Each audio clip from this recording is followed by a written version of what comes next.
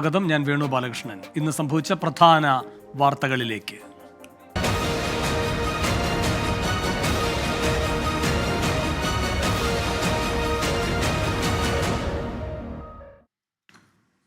മുഖ്യമന്ത്രിയുടെ മകൾക്ക് അന്വേഷണ കുരുക്ക്.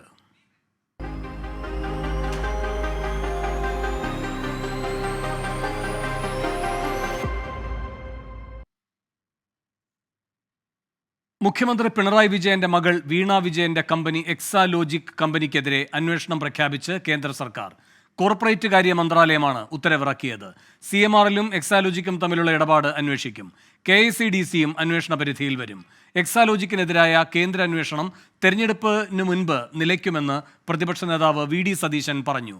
പൊതുമരാമത്ത് മന്ത്രിയുടെ നാവ് ഉപ്പിലിട്ടോ എന്ന് സംശയമുണ്ടെന്നും VD സതീശൻ പരിഹസിച്ചു. ഇവരെല്ലാവരും കൂടി ഒരു കൂട്ടുകച്ചവടമാണ്. ഞങ്ങൾ നേരത്തെ ഉന്നയിച്ച കാര്യങ്ങൾ എല്ലാം ശരിയാണ് എന്ന് വരികയാണ്. ഈ കേന്ദ്ര ഏജൻസികൾ അന്വേഷിക്കുന്നതിനെ കുറിച്ച് അത് അവസാനം എന്ത് സംഭവിക്കും എന്നൊന്നും ഞങ്ങൾക്ക് യാതൊരു ഉറപ്പുമില്ല. കാരണം തെരഞ്ഞെടുപ്പിന്റെ പടിവാതിക്കലാണ് നമ്മൾ എത്തി നിൽക്കുന്നത്. ധാരണയിലേക്ക് CPMഉം BJPയും പോവുകയാണ്. കേന്ദ്ര അന്വേഷണത്തിൽ CPIM പ്രതികരിക്കണമെന്നും എക്സാലോജിക്കിന്റെ പ്രവർത്തനം ദുരൂഹമാണെന്നും മാത്യു കുഴൽനാടൻ MLA. വീണ വിജയൻ ആദ്യം തുടങ്ങിയെന്ന് പറയുന്ന കമ്പനി എക്സാലോജിക്, അതിൻ്റെ പ്രവർത്തനങ്ങൾ ദുരൂഹമാണ് എന്നും ഇത് വഴിവിട്ട പണം സ്വീകരിക്കുന്നതിനും ആ പണം വെളുപ്പിച്ചെടുക്കുന്നതിനും വേണ്ടി സാധാരണ ഉണ്ടാകാറുള്ള കടലാസ് കമ്പനികളുടെ സ്വഭാവത്തിലുള്ള ഒരു കമ്പനിയുടെ പ്രവർത്തനം പോലെയാണ് ഔദ്യോഗികമായി വീണ വിജയനെയും എക്സാലോജിക്കിനെയും പ്രതിരോധിക്കാനിറങ്ങിയ CPM സംസ്ഥാന സെക്രട്ടേറിയറ്റിൻ്റെ പ്രതികരണം ഈ ഘട്ടത്തിൽ എന്താണ് എന്നറിയാൻ താല്പര്യമുണ്ട്. എന്നാൽ അന്വേഷണത്തെക്കുറിച്ച് അറിഞ്ഞിട്ടില്ല എന്നായിരുന്നു LDF കൺവീനർ EP ജയരാജന്റെ പ്രതികരണം.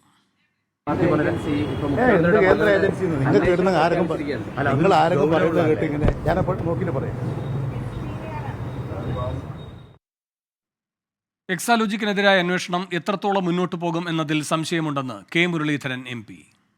അല്ല, കേന്ദ്ര ഏജൻസികളുടെ കേരളത്തിലെ അന്വേഷണം എന്തുമാത്രം മുന്നോട്ട് പോകും എന്നുള്ളത് ഇവർ തമ്മിലുള്ള അന്തർധാരയെ ആശ്രയിച്ചായിരിക്കുന്നു.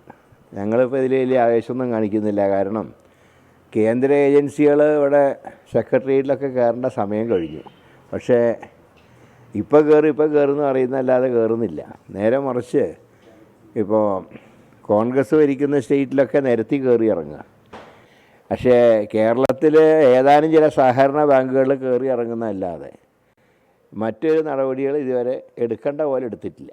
അതുകൊണ്ട് ഈ അന്വേഷണം ഏതുവരെ മുന്നോട്ട് പോകുമെന്നുള്ള കാര്യത്തിൽ ഞങ്ങൾക്ക് സംശയമുണ്ട്. എക്സാലോജിക്കിനെതിരായ അന്വേഷണത്തിൽ യാതൊരു ഭയവുമില്ലെന്ന് മന്ത്രി രാമചന്ദ്രൻ കടന്നപ്പള്ളി.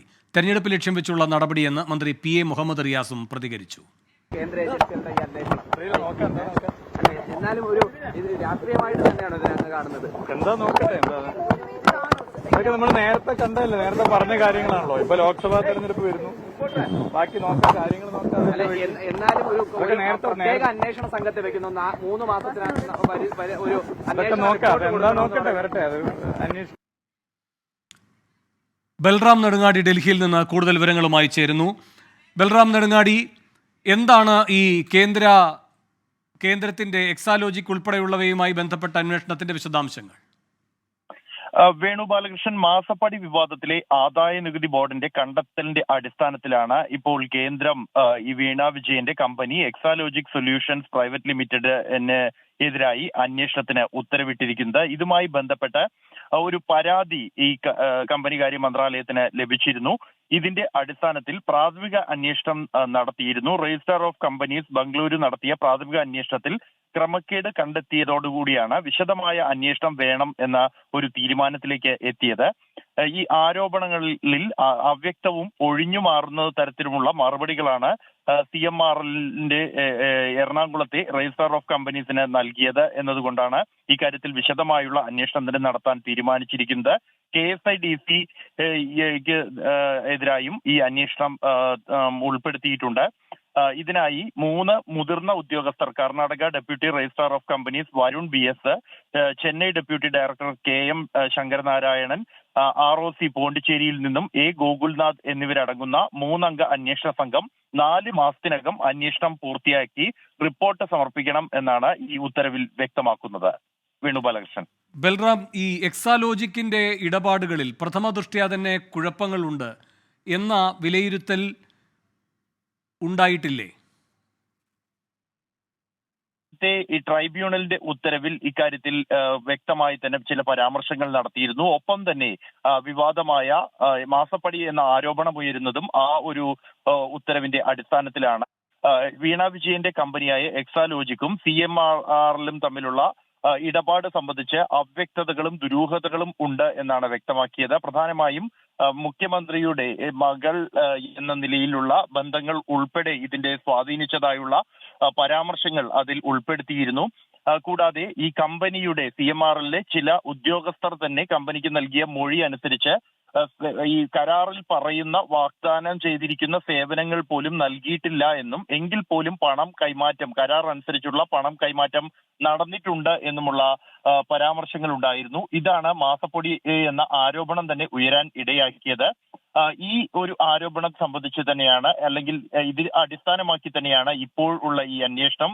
കേന്ദ്ര കോർപ്പറേറ്റ് കാര്യ മന്ത്രാലയത്തിന്റെ അന്വേഷണം ഇക്കാര്യത്തിൽ ആരംഭിച്ചിരിക്കുന്നതും ഇതിന്റെ അടിസ്ഥാനത്തിൽ തന്നെയാണ്.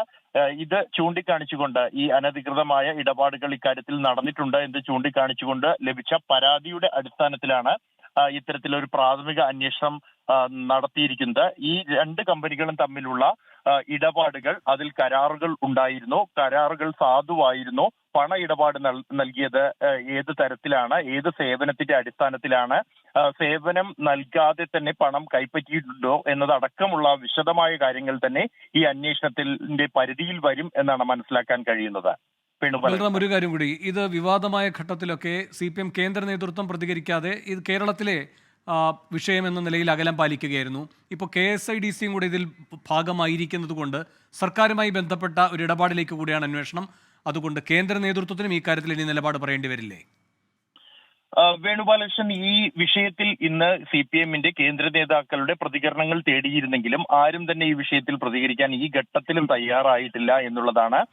പൊതുവെ ഈ കേരളത്തിൽ ഇടത് സർക്കാർ അധികാരത്തിൽ എത്തിയ ശേഷം സ്വീകരിക്കുന്ന ഒരു സമീപനം, വിവാദമായ തീരുമാനങ്ങളിൽ പലതിലും സംസ്ഥാന നേതൃത്വം തന്നെ നിലപാട് വ്യക്തമാക്കട്ടെ എന്നുള്ള ഒരു സമീപനം CPMന്റെ കേന്ദ്ര നേതൃത്വം സ്വീകരിച്ചു വരുന്നു. അത്യധികം ഗൗരവമുള്ള പാർട്ടി നയങ്ങൾക്ക് എതിരായി വരുന്ന ചില തീരുമാനങ്ങളിൽ ഒഴികെയുള്ള മറ്റെല്ലാ വിഷയങ്ങളിലും തന്നെ സംസ്ഥാന നേതൃത്വം അല്ലെങ്കിൽ സർക്കാർ ഈ കാര്യത്തിൽ നിലപാട് വ്യക്തമാക്കും എന്ന് പറഞ്ഞ് ഒഴിഞ്ഞു മാറുകയാണ് CPMന്റെ കേന്ദ്ര നേതൃത്വം ചെയ്യുന്നത്. ഈ വിഷയത്തിലും ഇതുവരെ പ്രതികരിക്കാൻ തയ്യാറായിട്ടില്ല. വിഷയം പരിശോധിച്ച ശേഷം പ്രതികരിക്കാമെന്നും നിലവിൽ ഇതിനെക്കുറിച്ച് ശ്രദ്ധയിൽപ്പെട്ടിട്ടില്ല എന്ന ഒരു പ്രതികരണം മാത്രമാണ് ഇപ്പോൾ CPMന്റെ കേന്ദ്ര നേതാക്കളിൽ നിന്നും വന്നിരിക്കുന്നത്. എന്നാൽ ഇത് സ്വാഭാവികമായും ഇത്തരത്തിലുള്ള അന്വേഷണം മുന്നോട്ട് പോകുന്നു. കൂടുതൽ പ്രതികരണങ്ങൾ, രാഷ്ട്രീയ പ്രതികരണങ്ങൾ ഇക്കാര്യത്തിൽ ഉണ്ടാകുന്ന ഒരു സാഹചര്യമുണ്ട്. അതുകൊണ്ട് തന്നെ ഇക്കാര്യത്തിൽ CPM കേന്ദ്ര നേതാക്കളുടെ പ്രതികരണം ഈ വിഷയത്തിൽ. ശരി, ബൽറാം നെടുങ്ങാടിയാണ് ഡൽഹിയിൽ നിന്ന് വിശദാംശങ്ങൾ നൽകിയത്. ഗവർണർക്കെതിരെ മന്ത്രി P രാജീവിന്റെ പരിഹാസം.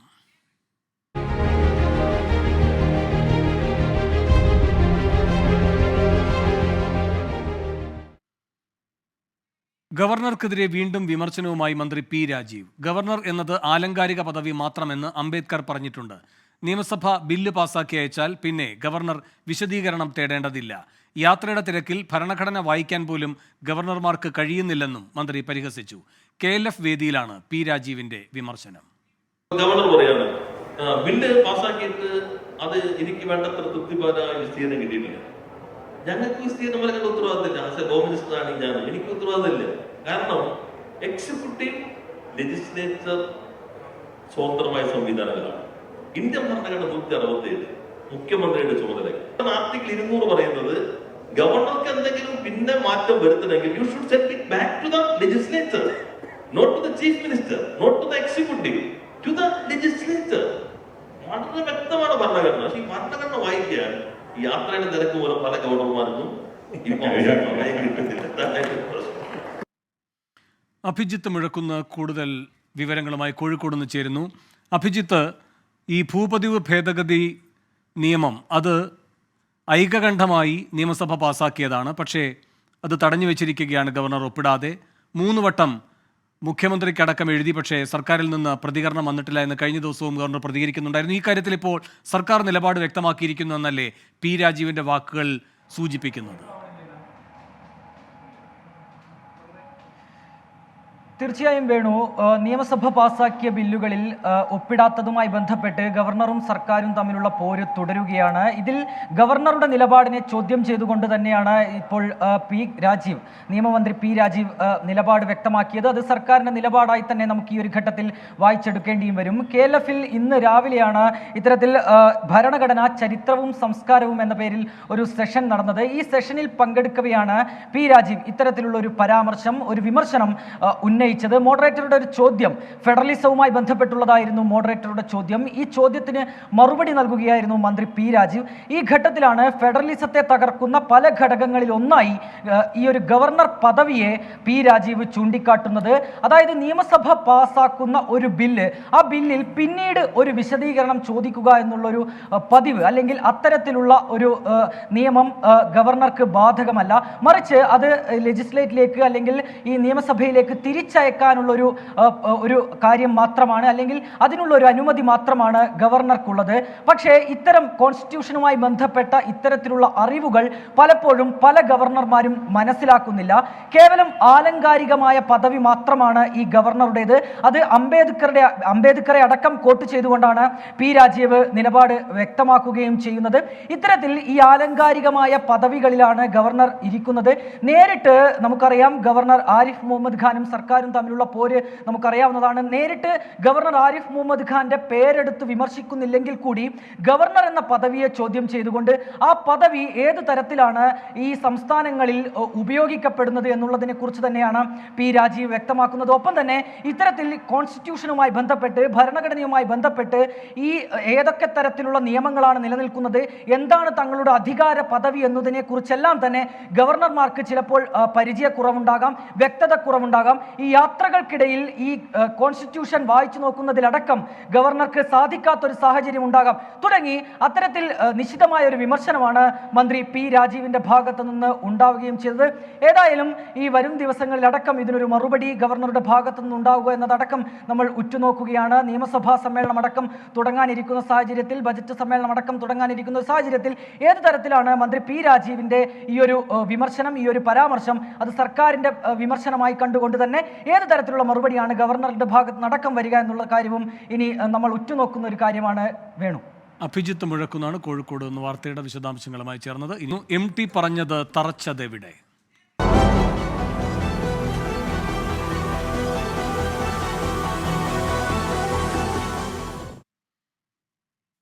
MT വാസുദേവൻ നായരുടെ രാഷ്ട്രീയ വിമർശനത്തിൽ വിവാദം തുടരുന്നു. MT വിമർശിച്ചത് പിണറായി വിജയനെ തന്നെയെന്നും EMS-നെ ഉദാഹരിച്ച് നരേന്ദ്രമോദിയെ വിമർശിക്കേണ്ട കാര്യമില്ലെന്നും കേന്ദ്ര സഹമന്ത്രി വി മുരളീധരൻ. ഇപ്പോൾ EMS-ഉമായിട്ട് താരതമ്യം ചെയ്യുന്നതിലൂടെ തന്നെ വളരെ കൃത്യമായിട്ട് MT ലക്ഷ്യം വെക്കുന്നത് കേരളത്തിലെ സാഹചര്യങ്ങളാണെന്നുള്ള കാര്യം വളരെ വ്യക്തമാണ്. അപ്പോൾ മാത്രമല്ല, കേരളത്തിൽ നടക്കുന്നത് പോലെയുള്ളൊരു വ്യക്തിപൂജ കമ്മ്യൂണിസ്റ്റ് പ്രസ്ഥാനത്തിൽ ഇല്ലാത്തതാണ് എന്നുള്ള ഒരു പരാമർശം, ഒരു വ്യംഗ്യമായിട്ടുള്ള ഒരു പരാമർശം, ആ പരാമർശം വന്നിട്ടുണ്ട്. ഇത് BJP-ക്കോ നരേന്ദ്രമോദിക്കോ ബാധകമേ അല്ല. കേരളത്തിൽ ഏകാധിപത്യ പ്രവണത ഇല്ലെന്ന് KLF വേദിയിൽ തന്നെ വ്യവസായ മന്ത്രി പി രാജീവ് പ്രതികരിച്ചു. ഇപ്പോൾ ഒരു വ്യക്തി ഒരു അധികാരത്തിൽ ഇരുന്നിട്ട് എങ്ങനെ പ്രവർത്തിക്കുന്നു എന്നത് മാത്രം കാണാൻ ശ്രമിക്കുന്ന ആളുകളുണ്ട് നമ്മുടെ നാട്ടിൽ. ഇവിടെ പ്രശ്നം നിങ്ങൾ നോക്കുമ്പോൾ ജനാധിപത്യപരമായി പ്രവർത്തിക്കാവുന്ന എല്ലാ സംവിധാനങ്ങളെയും ഇല്ലാതാക്കിക്കൊണ്ടിരിക്കുകയാണ്. ഇത് ഭയങ്കര പ്രശ്നമാണ്. ഏറ്റവും ഗൗരവമായ പ്രശ്നം ഇതാണ്. ഇന്ത്യയിൽ ഒരൊറ്റ സംസ്ഥാനം മാത്രമേ ബില്ലുകൾ കമ്മിറ്റിക്ക് അയക്കും. നമ്മുടെ സംസ്ഥാനത്ത് എല്ലാ ബില്ലുകളും കമ്മിറ്റികൾക്ക് അയക്കും. ചിലത് സെനറ്റ് കമ്മിറ്റിക്ക്. Senate committee extension of democracy.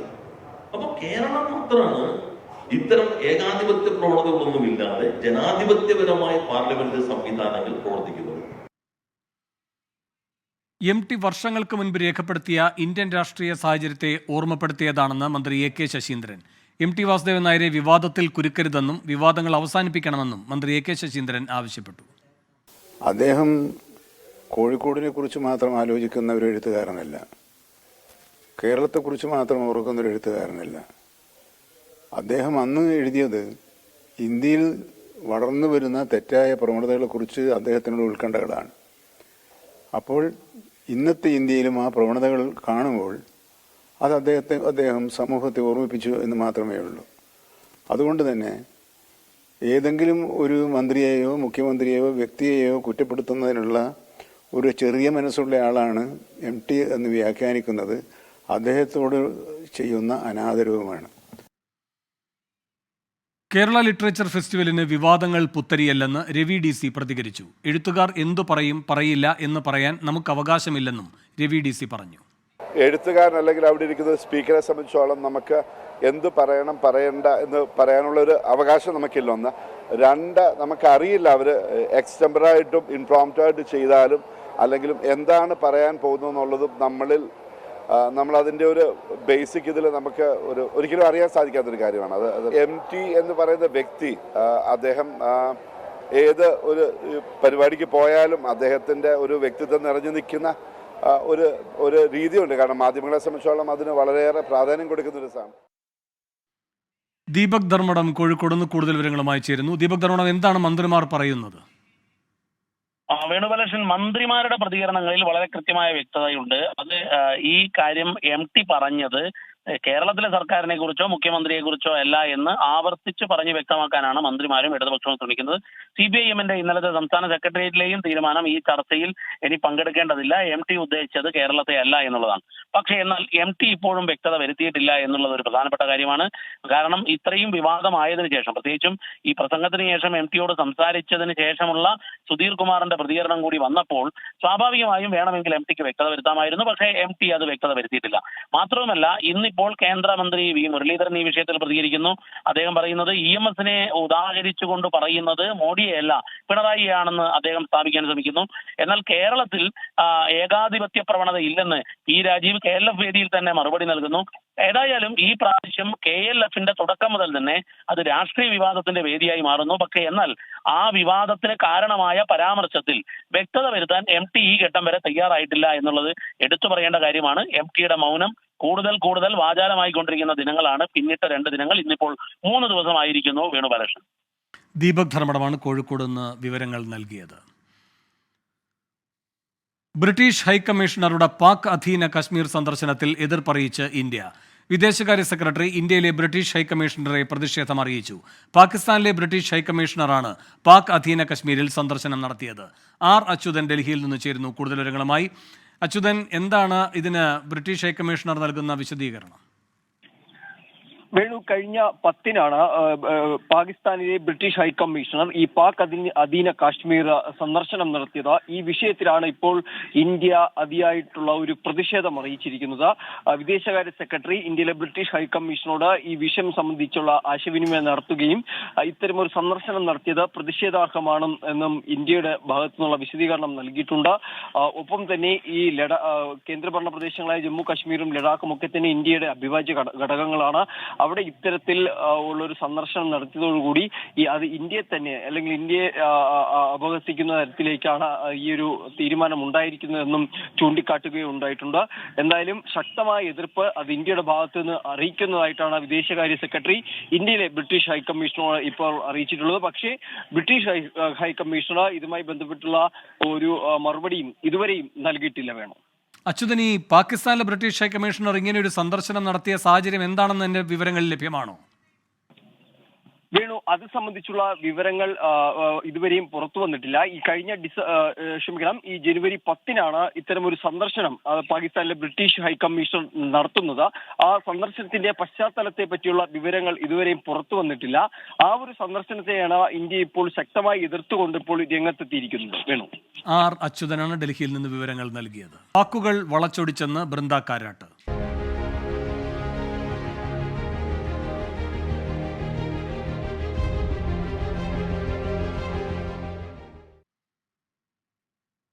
ഓർമ്മക്കുറിപ്പിലെ പരാമർശം സംബന്ധിച്ച വിവാദത്തിൽ പ്രതികരണവുമായി CPIM പോളിറ്റ് ബ്യൂറോ അംഗം ബൃന്ദ കാരാട്ട്. തന്റെ പരാമർശം വളച്ചൊടിച്ചുവെന്ന് ബൃന്ദ കാരാട്ട് പ്രതികരിച്ചു. മാധ്യമ വാർത്തയുടെ തലക്കെട്ട് അപലപനീയമാണ്. താൻ എഴുതാത്ത വാക്കുകൾ വാർത്തയുടെ തലക്കെട്ടാക്കി. വാർത്ത നൽകിയ പത്രം മാപ്പ് പറയണമെന്നും ബൃന്ദ കാരാട്ട് ആവശ്യപ്പെട്ടു. It is very extraordinary that Malayalam Manorama should give such a sensationalist headline which is completely manufactured. I condemn it. It's not fair on the author to manufacture a headline and put it in quotes. It is unfair, it is unethical to put a headline in quotes which does not exist in the book. I hope they will give me an apology. Marxist പാർട്ടിയിൽ ഒരിക്കലും സ്ത്രീകൾക്ക് പരിഗണന കൊടുത്തിട്ടില്ല എന്ന് K Muraleedharan MP. Brinda Karat Prakash കാരാട്ടിന്റെ ഭാര്യ ആയതുകൊണ്ടാണ് ഇത്രയും എത്തിയതെന്നും K Muraleedharan പറഞ്ഞു. വിനിത VG കൂടുതൽ വിവരങ്ങളുമായി ചേരുന്നു. വിനിത, എന്താണ് ബൃന്ദ കാരാട്ട് പ്രതികരിക്കുമ്പോൾ വിശദീകരിച്ചത്? Venu, an education for Rita എന്ന പേരിൽ പുറത്തിറങ്ങുന്ന ബൃന്ദ കാരാട്ടിന്റെ പുസ്തകത്തിലെ പരാമർശം എന്ന രീതിയിലായിരുന്നു പത്രവാർത്ത ഇന്ന് പുറത്തു വന്നിട്ടുണ്ടായിരുന്നത്.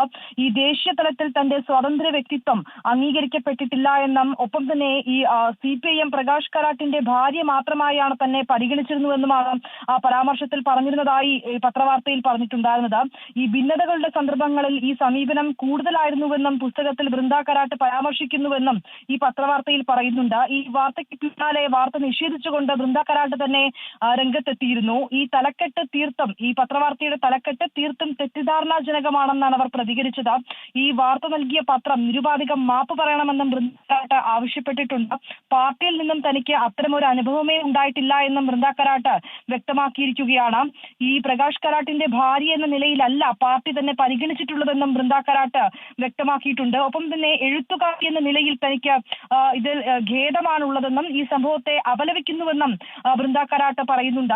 ഈ പത്രവാർത്തയുടെ തലക്കെട്ട് അത് തെറ്റിദ്ധാരണയുണ്ടാക്കുന്നത് തന്നെയാണെന്നാണ് ബൃന്ദ കാരാട്ടിന്റെ പ്രതികരണം ഉണ്ടായിരുന്നത്. ഒപ്പം തന്നെ 1975 മുതൽ 1985 വരെയുള്ള തന്റെ ഡൽഹി ജീവിതത്തിലെ അനുഭവങ്ങളാണ് ഈ പുസ്തകത്തിലുള്ളതെന്നും ബൃന്ദ കാരാട്ട് വ്യക്തമാക്കിയിട്ടുണ്ട്. വേണു, വിനിത വിജയാണ് ഡൽഹിയിൽ നിന്ന് വിശദാംശങ്ങൾ നൽകിയത്.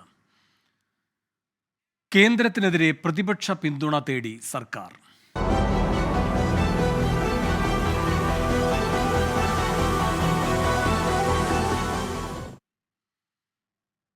കേരളത്തോടുള്ള കേന്ദ്ര അവഗണനയിൽ പ്രതിപക്ഷവുമായി ചർച്ച നടത്താൻ സർക്കാർ. തിങ്കളാഴ്ച പ്രതിപക്ഷ നേതാവ് VD സതീശൻ, പ്രതിപക്ഷ ഉപനേതാവ് PK കുഞ്ഞാലിക്കുട്ടി എന്നിവരുമായി മുഖ്യമന്ത്രി ചർച്ച നടത്തും. ഷഫീദ് റാവുത്തർ തിരുവനന്തപുരത്ത് നിന്ന് കൂടുതൽ വിവരങ്ങളുമായി ചേരുന്നു. ഷഫീദ്, ഈ വിഷയത്തിൽ സതീശനും കുഞ്ഞാലിക്കുട്ടിയും ഭിന്നമായ നിലപാടുകളോടെ പ്രതികരിച്ചിട്ടുള്ളതാണ്. ഇവരെന്ത് സമീപനമെടുക്കും മുഖ്യമന്ത്രിയുമായുള്ള കൂടിക്കാഴ്ചയിൽ? വേണു, ഇക്കാര്യത്തിൽ ഏറ്റവും പ്രധാനപ്പെട്ട കാര്യം, പല വിധത്തിൽ കേന്ദ്രം സംസ്ഥാനത്തെ വീർപ്പുമുട്ടിച്ചിട്ടും അതിനെതിരെ ശബ്ദമുയർത്താൻ പ്രതിപക്ഷം സർക്കാരുമായി സഹകരിക്കുന്നില്ലെന്നായിരുന്നു മുഖ്യമന്ത്രിയുടെയും മന്ത്രിമാരുടെയും ഒരു ആക്ഷേപം.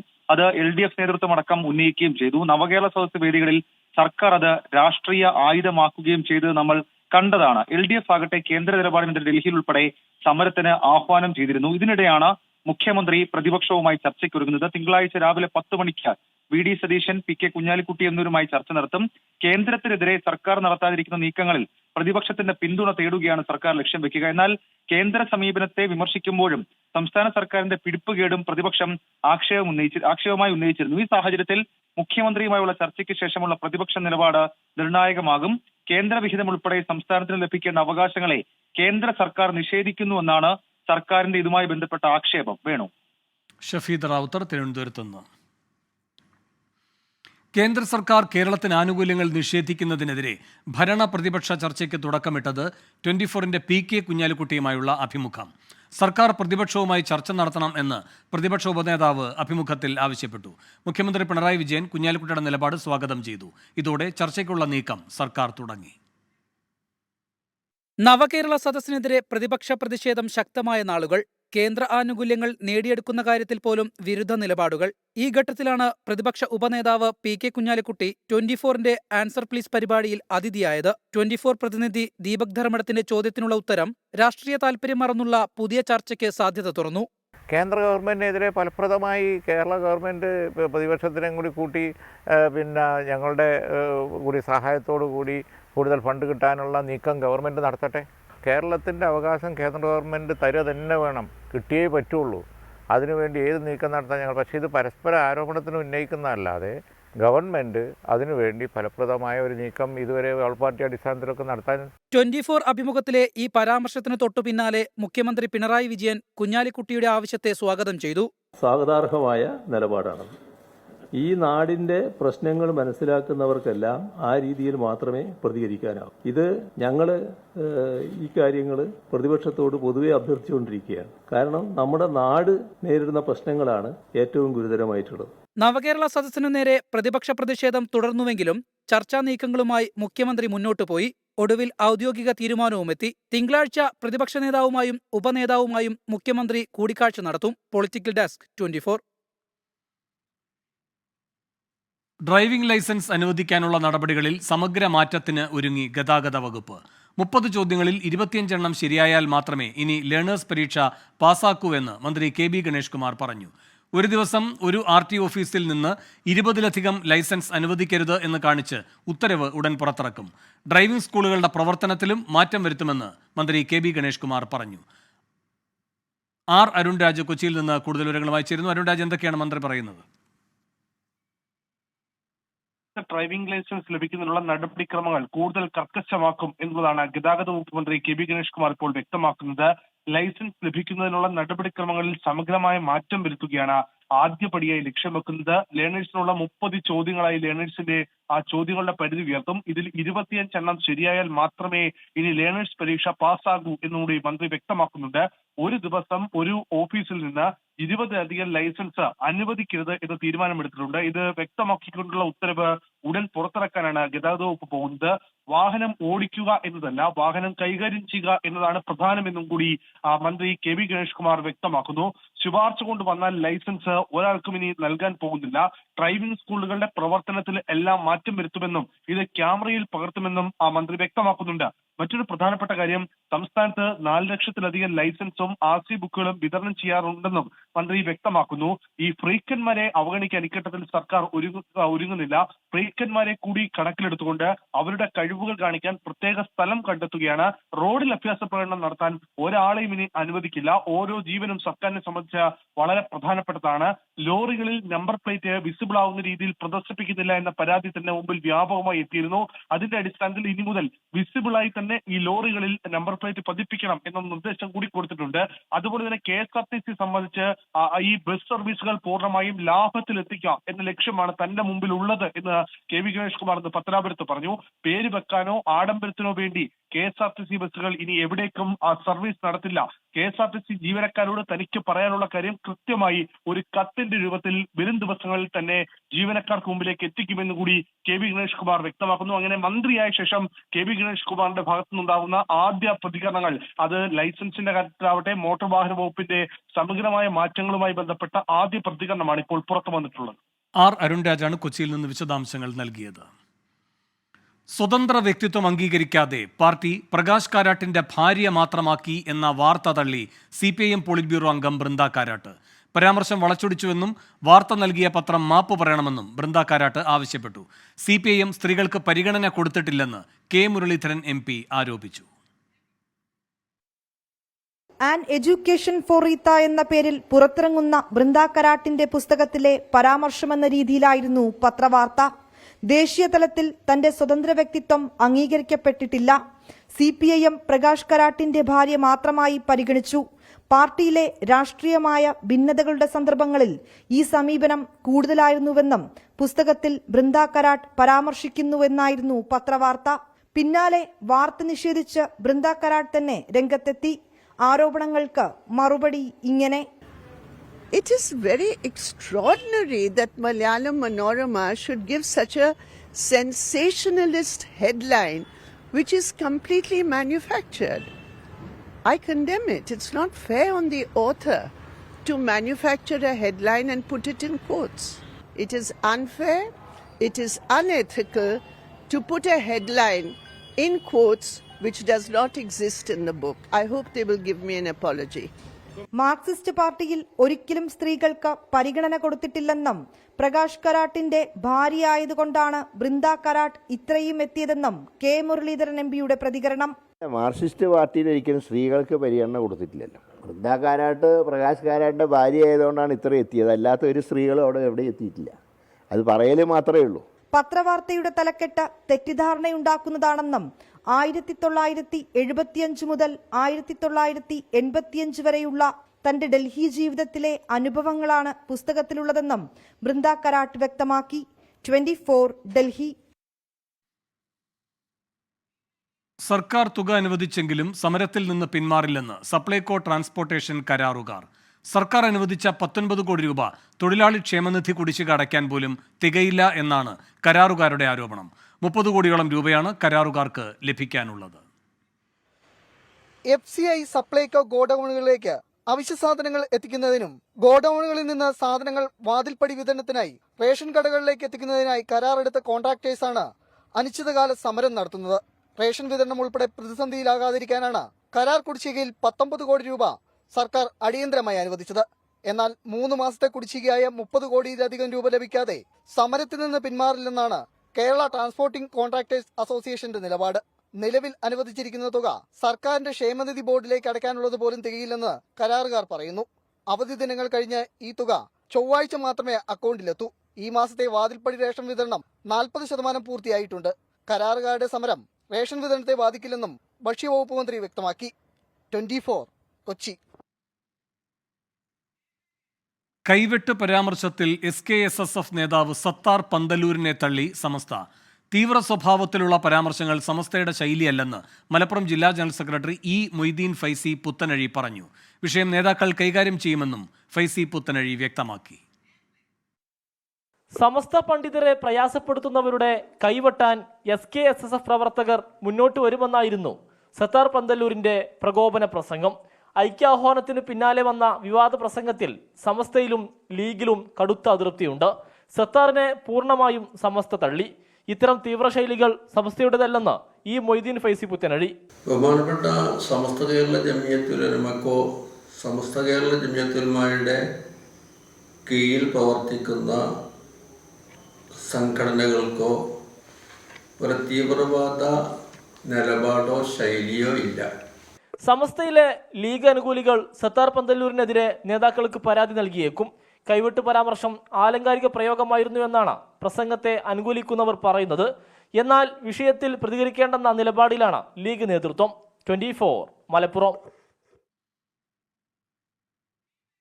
സാമ്പത്തിക പ്രതിസന്ധിയെ തുടർന്ന് കാരുണ്യ പദ്ധതി നടത്തിപ്പിന് ഫണ്ട് തേടി സർക്കാർ. കോർപ്പറേറ്റ് സ്ഥാപനങ്ങളുടെ സഹായം തേടാനാണ് തീരുമാനം. കൂടുതൽ സാമ്പത്തിക സ്രോതസ്സുകൾ കണ്ടെത്താൻ ഉപസമിതിയെയും നിയോഗിച്ചു. 24 എക്സ്ക്ലൂസീവ്. രൂക്ഷമായ സാമ്പത്തിക പ്രതിസന്ധി മറികടന്ന പദ്ധതിയുമായി മുന്നോട്ടു പോകുന്നതിന്റെ ഭാഗമാണ് സർക്കാരിന്റെ നീക്കം. കൂടുതൽ സാമ്പത്തിക സ്രോതസ്സുകൾ കണ്ടെത്താൻ 3 അംഗ സമിതിയെയും രൂപീകരിച്ചു.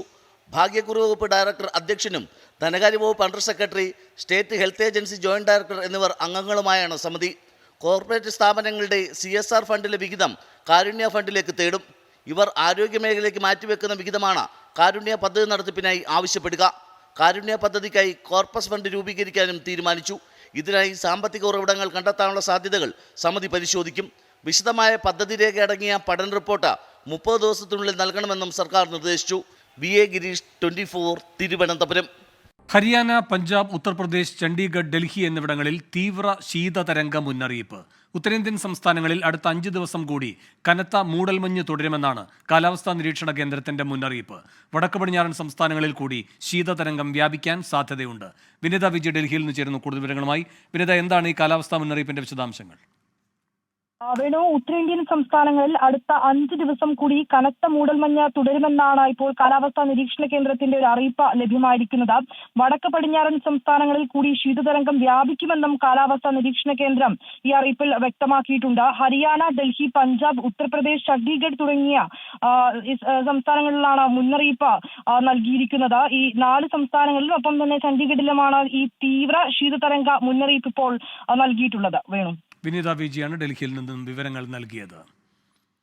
കോഴിക്കോട് ബീച്ച് ജനറൽ ആശുപത്രിയിലെ എക്സ്റേ യൂണിറ്റ് വീണ്ടും പണിമുടക്കി. ഫിലിം തീർന്നതോടെ നിരവധി രോഗികളാണ് ദുരിതത്തിലായത്. റീഡർ തകരാറിലായതോടെ കഴിഞ്ഞ ദിവസവും എക്സ്റേ യൂണിറ്റ് പ്രവർത്തിച്ചിരുന്നില്ല. സാധാരണക്കാരിൽ സാധാരണക്കാരായ രോഗികളുടെ ആശ്രയ കേന്ദ്രമാണ് കോഴിക്കോട് ബീച്ച് ആശുപത്രി. യാത്രാക്കൂലി മാത്രം കയ്യിൽ കരുതി ആശുപത്രിയിലെത്തിയവരാണ് ദുരിതത്തിലായത്. എക്സ്റേ പുറത്തുനിന്നും എടുക്കണമെന്നറിഞ്ഞതോടെ പലരും തിരിച്ചുപോയി. എന്നാൽ ചിലർ രോഷാകുലരായി. എത്ര പാവങ്ങളായ പെണ്ണുങ്ങളൊക്കെ മടങ്ങിപ്പോയി.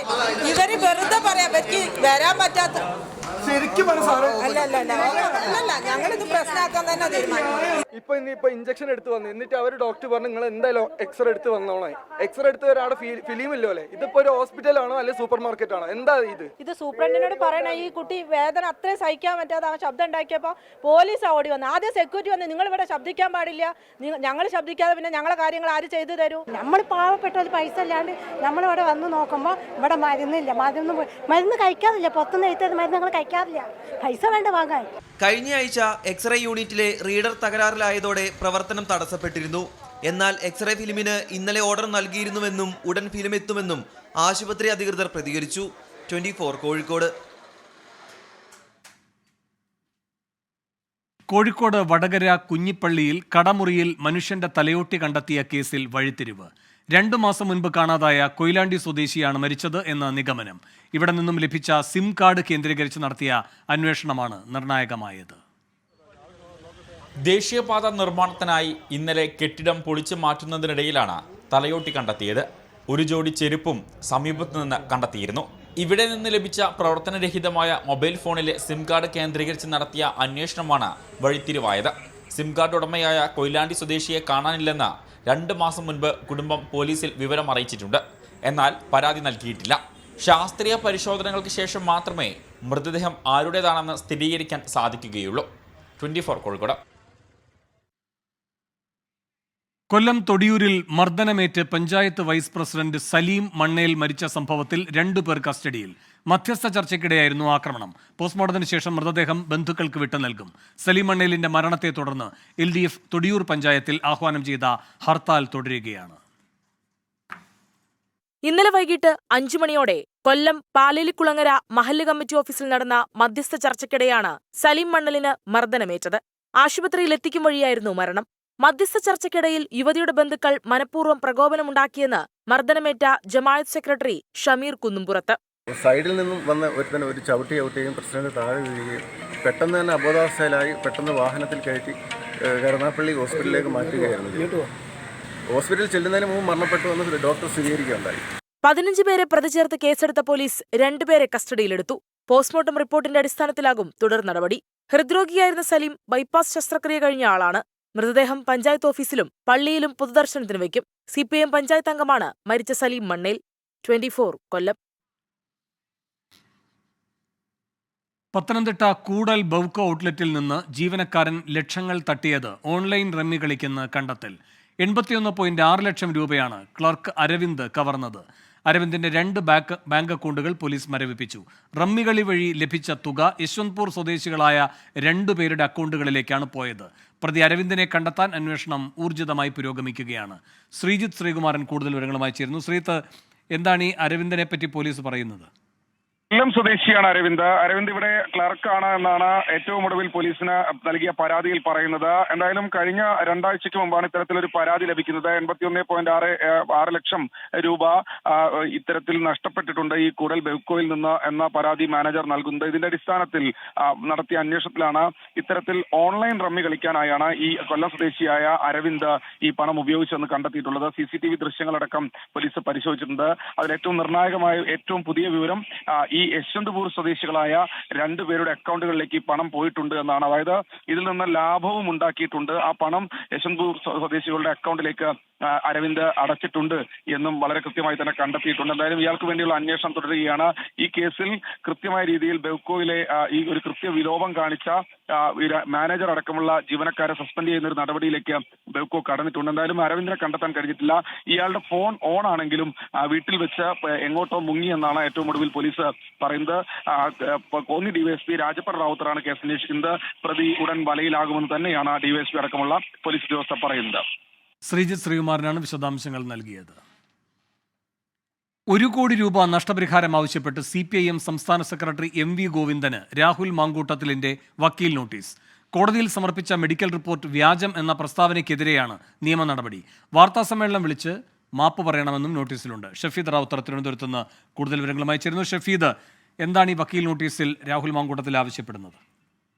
വേണു, രാഹുൽ മാങ്കൂട്ടത്തിലിനെ അറസ്റ്റ് ചെയ്യുന്ന ഘട്ടത്തിൽ, അതായത് കോടതിയിലടക്കം അദ്ദേഹം തെളിവാക്കിയതായിരുന്നു കിംസ് ആശുപത്രിയിലെ മെഡിക്കൽ രേഖകൾ. മാത്രമല്ല അദ്ദേഹത്തിന് ചികിത്സ ആവശ്യമുള്ള രോഗമുണ്ടെന്നടക്കമുള്ള കാര്യങ്ങൾ അത് മെഡിക്കൽ റിപ്പോർട്ടിലൂടെ പറയുകയും ചെയ്തിരുന്നു. എന്നാൽ അതിന് പിന്നാലെയാണ് CPM സംസ്ഥാന സെക്രട്ടറി MV ഗോവിന്ദൻ നടത്തിയ വാർത്താ സമ്മേളനത്തിൽ രാഹുൽ മാങ്കൂട്ടത്തിലിന്റെ ആരോഗ്യ സർട്ടിഫിക്കറ്റ് അത് വ്യാജമാണെന്ന് തെളിഞ്ഞതുകൊണ്ടാണ് കോടതി ജാമ്യാനുവദിച്ചടക്കമുള്ള പരാമർശങ്ങൾ നടത്തിയത്. ഈ പ്രസ്താവനയ്ക്കെതിരെയാണ് ഇപ്പോൾ യൂത്ത് കോൺഗ്രസ് വക്കീൽ രാഹുൽ മാങ്കൂട്ടത്തിൽ വക്കീൽ നോട്ടീസ് അയച്ചിട്ടുള്ളത്. നോട്ടീസിൽ പറയുന്നത് 1 കോടി രൂപ നഷ്ടപരിഹാരം, അതേപോലെ തന്നെ ഇതൊരു വാർത്താ സമ്മേളനത്തിൽ പറഞ്ഞ കാര്യമായതുകൊണ്ട് തന്നെ വാർത്താ സമ്മേളനം വിളിച്ച് മാപ്പ് പറയണമെന്നും ആ നോട്ടീസിൽ പറയുന്നുണ്ട്. വേണു, ഷഫീദ് റാവുത്തറാണ് തിരുവനന്തപുരത്ത് നിന്ന് വിവരങ്ങൾ നൽകിയത്.